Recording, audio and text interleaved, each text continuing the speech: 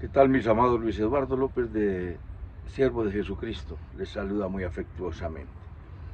Vamos ya por un breve tiempo a suspender la revelación bíblica acerca del Espíritu Santo, que estamos hablando de la unción y del gran ungido y del ungido por excelencia, que es nuestro Señor Jesucristo.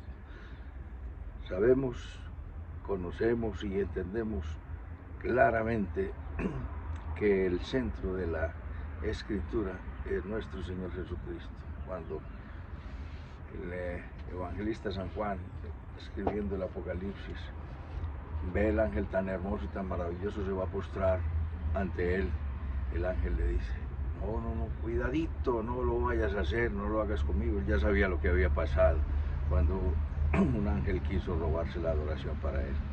Dijo: no, yo soy consiervo tuyo y de tus hermanos. Adora a Dios, porque el espíritu de la profecía es el testimonio de Jesucristo. El centro, el espíritu, la esencia de la profecía es el testimonio de nuestro Señor Jesucristo. Vamos a ver entonces hoy y en estos días que se conmemora el nacimiento de nuestro Señor Jesucristo, sin entrar en la discusión que no tiene sentido si nació o no nació en esta época. Lo cierto es que el más grande acontecimiento de la humanidad es el ingreso del Dios eterno en el tiempo, en el orden temporal, en el tiempo y en el espacio, como uno de nosotros, en semejanza de carne de pecado, en semejanza. Él fue completamente un hombre, pero en la semejanza, es decir, semejante pero no igual. No igual, ¿en dónde estuvo la diferencia? En que él no pecó. Él no pecó, impecable. Entonces vamos a mirar brevemente los propósitos de la encarnación y vamos a ver unos cuantos. Hay muchos, pero encuentro que tenemos en primer lugar: 1, revelarnos a Dios; 2, proveer pues, el verdadero sacrificio por el pecado; 3, cumplir el pacto davídico; 4, destruir las obras del diablo; 5, destruir a Satanás; 6, ser sumo sacerdote compasivo; 7, ser un juez competente; 8, buscar y salvar lo que se había perdido; 9,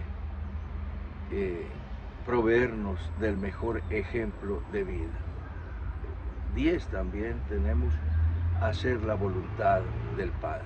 El Hijo no vino a hacer su voluntad, sino la voluntad del que le envió. Entonces, Él vino, en primer lugar, vamos a ver hoy de pronto unos 2 o 3 punticos. Él vino a revelarnos a Dios. En Juan 1:1 dice: en el principio era el verbo y el verbo era con Dios y el verbo era Dios. ¿De quién está hablando? Del verbo, y el verbo es Jesucristo. El verbo estaba con Dios y el verbo era Dios. Y el versículo 14 nos dice: y aquel verbo se hizo carne y habitó entre nosotros, y vimos su gloria, gloria como del unigénito del Padre, lleno de gracia y de verdad. ¿Qué hizo Jesucristo? Hacernos entender lo cercano que está Dios de nosotros. Dios no está lejano. ¿En dónde está? ¿En las alturas para hacer bajar a Cristo? ¿En las profundidades? No, como lo dice Romanos 10:10 o Deuteronomio 36. Cerca de ti está en la palabra, en tu boca y en tu corazón. En tu boca está la palabra, dila, pronúnciala, que Jesucristo es el Señor y que Dios le levantó de los muertos, porque serás salvo. Porque con el corazón se cree para justicia y con la boca se confiesa para salvación. Él vino entonces en primer lugar a revelarnos a Dios. En el versículo 18 del mismo capítulo 1 de Juan dice: a Dios nadie le vio jamás. El unigénito Hijo que está en el seno del Padre, Él le ha dado a conocer. Él vino a ser cercano a nuestro Padre. Y a Dios nadie le vio jamás. El unigénito del Padre, quien haya visto a Dios, vio a Jesucristo. Jesucristo es el que le ha dado a conocer. El Padre está sentado en su trono, en una luz inaccesible. Donde diga que alguien está viendo a Dios, está viendo es al Hijo. Y entonces nos dice en el capítulo 14, donde está el hermoso y precioso, maravilloso, e inigualable versículo: yo soy el camino y la verdad y la vida. Nadie viene al Padre sino por mí. Cuando Tomás le preguntó, no sabemos a dónde vas, ¿cómo pues podemos saber el camino? Tomás le preguntó, no sabemos para dónde vas. Y él dijo, yo soy el camino y la verdad y la vida.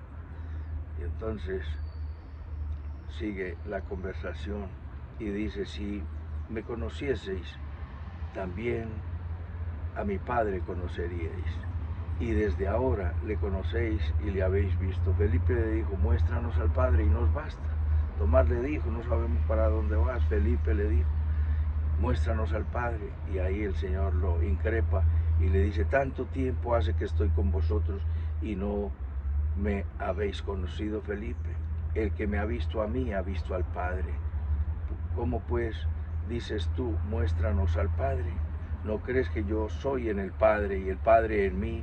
Las palabras que yo os hablo, no las hablo por mi cuenta, sino que el Padre que mora en mí, Él hace las obras. Creedme que yo soy en el Padre y el Padre en mí.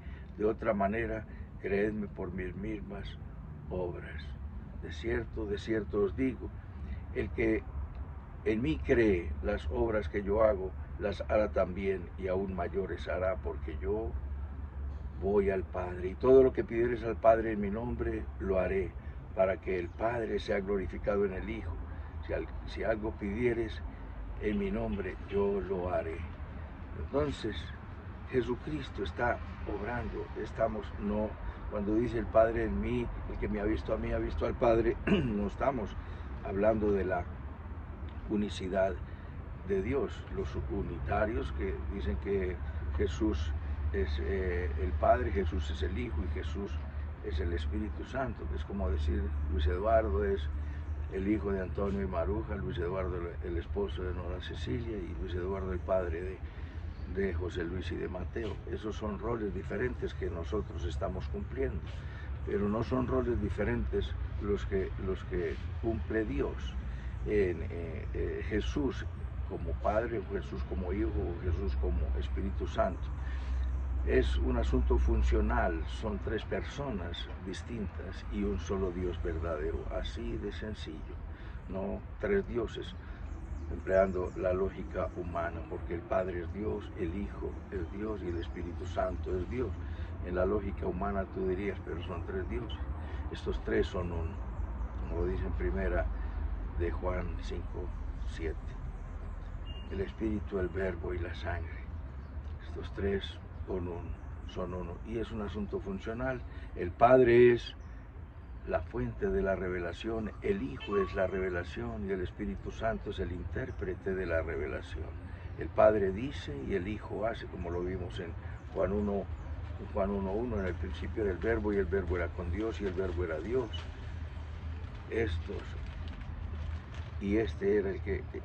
Este era en el principio con Dios. Todas las cosas por Él fueron hechas y nada de lo que hay fue hecho, sino fue hecho por Él. Todo fue hecho, como también lo dice en Colosenses 1:15. Él es el primogénito de la creación. Y el primogénito de la creación no quiere decir que fue el primero que fue hecho. Él es la imagen del Dios invisible. Jesucristo nos ha dado a conocer al Padre. Y Hebreos 1:3 también lo dice, Él es la imagen del Dios invisible. Él es la imagen misma de su sustancia y el resplandor de su gloria, y el que sustenta todas las cosas por la palabra de su poder. El que hizo el sacrificio y nos purificó mediante su sangre preciosa para todo aquel que cree. Entonces nuestro Señor Jesucristo nos hizo cercano al Padre. Él es el primogénito, todas las cosas por Él fueron hechas y Él es antes de todas las cosas y en Él subsisten. De manera que Él, Jesucristo, hizo cercano al Padre. En segundo lugar vamos a mirar que Jesucristo vino a proveernos de un verdadero sacrificio, del máximo sacrificio por el pecado. El sacrificio por el pecado en el Antiguo Testamento era mediante un cordero, un animal, y esto desde donde aprendió en Hebreos 9:22 nos dice que sin sangre no hay perdón de pecados, y esto no es una novedad, esto lo estableció Dios. ¿Desde qué momento? No fue desde que salieron de la esclavitud en Egipto, donde ordenó que mataran un cordero por familia y pintaran los postes de las puertas y los dinteles. No, eso fue hecho mucho antes. Recuérdate que cuando Noé descendió del arca hizo un altar y ofreció sacrificios a Dios. Mucho antes también había sido hecho. Caín y Abel presentaron, el uno presentó el esfuerzo de su trabajo, frutas, y el otro presentó la sangre. Dios no está demandando tu esfuerzo, Dios está demandando tu obediencia, que le creas y que obedezcas. Fidelidad, fe, creer y fidelidad, actuar. Acción en la palabra de Dios, en lo que Dios manda. Desde el huerto del Edén, cuando el hombre pecó, se cubrió con hojas de higuera, y no es Dios el que, no somos nosotros los que nos cubrimos. El hombre comete un pecado, le falla a la esposa y de inmediato llega con regalitos. Y son actitudes similares, pero no se trata de tapar el pecado con las obras, porque nuestra obra no podrá tapar el pecado y mucho menos quitarlo. En el Antiguo Testamento el pecado era cubierto por la sangre de los machos cabríos, y llegado Jesucristo quitó el pecado ya anunciado desde la antigüedad. El profeta Miqueas nos dice, capítulo 7, versículo 18, que Dios como tú, que perdona el pecado y la iniquidad y los sepulta en el profundo mar. Él no se deleita castigando, Él se deleita en misericordia. Es la naturaleza de nuestro Dios, pero en su justicia tiene que castigar y tiene que condenar el pecado. El que no esté con Jesucristo no entrará, porque yo soy el camino, yo soy la verdad, yo soy la vida, dice nuestro Señor Jesucristo. Entonces Dios fue el que primero derramó la sangre del animal para cubrir a Adán y Eva con pieles. El que habita al abrigo del Altísimo morará bajo la sombra del Omnipotente, a la sombra del Omnipotente. Entonces vemos que Jesucristo vino a revelarnos a Dios. Jesucristo vino a proveer de un verdadero sacrificio. En el Antiguo Testamento era la sangre de los machos cabríos presentada por el sumo sacerdote en el lugar santísimo, se presentaba, y por los pecados de ignorancia del pueblo y por los suyos propios, porque él también estaba rodeado de debilidad. Y tenía que mostrarse compasivo para con todos. En el Nuevo Testamento, cuando Jesús va a ser bautizado por Juan el Bautista y Juan el Bautista le ve venir, inmediatamente exclama: he ahí el Cordero de Dios que quita el pecado del mundo. Recordamos, en el Antiguo Testamento el pecado era cubierto, era tapado, porque era una dispensación temporal hasta que viniera lo perfecto. Vino lo perfecto en nuestro Señor Jesucristo como sacrificio perfecto, y estamos esperándolo para que venga y establezca lo perfecto y transforme nuestro cuerpo de humillación en cuerpo semejante al suyo, en cuerpo de gloria. Y en el Antiguo Testamento nos decía que en el primer pacto las cosas eran en una ordenanza de culto y de santuario terrenal, y las cosas estaban dispuestas. Estaba el tabernáculo que Dios le ordenó a Moisés que hiciera, a Moisés, el atrio, el lugar santo y el lugar santísimo. No es el tiempo para explicarlo ahora en detenimiento, pero es cómo estaban dispuestas las cosas. El espíritu, el alma y el cuerpo está dispuesto. Ahora nosotros somos el templo del Espíritu Santo, el cuerpo como el atrio, el alma como el lugar santo y el espíritu como el lugar santísimo. Allí mora nuestro Dios. ¿Dónde mora? Cuando dice la Escritura, de modo que si alguno está en Cristo, nueva criatura es. Las cosas viejas pasaron. ¿En dónde es una nueva criatura? En el Espíritu. Y empieza el proceso. Allí está la regeneración entre el Espíritu Santo y me regenera, es decir, me genera de nuevo, me hace de nuevo, como lo dice, siendo renacidos, como lo dice Primera de Pedro 1:18, siendo renacidos de una simiente incorruptible por la palabra. Lo dice Santiago 1:18 también, habiendo sido renacidos por la palabra de vida. Y Pablo lo dice en Colosenses 3, si habéis resucitado con Cristo, poned la mira en las cosas de arriba y no en las de abajo. Entonces, en el Antiguo Testamento estaba el lugar santo, el atrio, el lugar santo y el lugar santísimo, y una vez al año entraba el sumo sacerdote con sangre y la rociaba en el arca del pacto, que tenía una tapa llamada propiciatorio, que significa tapa de misericordia. Allí en esa tapa de misericordia el pecado quedaba cubierto por la sangre de los machos cabríos.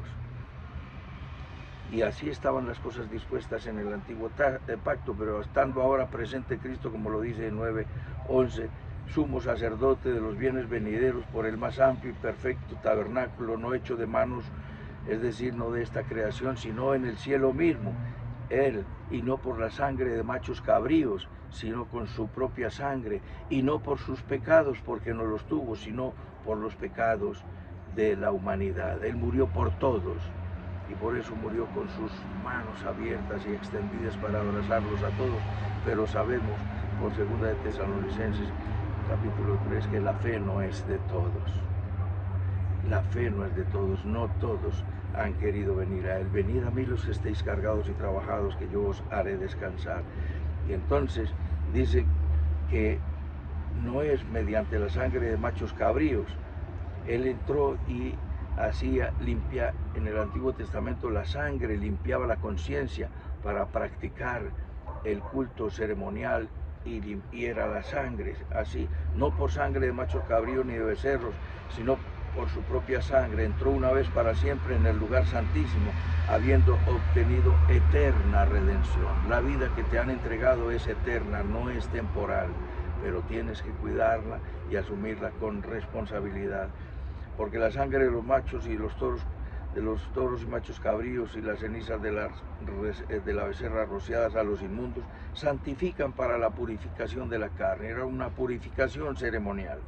Cuanto más la sangre de Cristo, mediante el Espíritu Eterno, se ofreció a sí mismo sin mancha a Dios, limpiará nuestras conciencias de obras muertas para que sirváis al Dios vivo.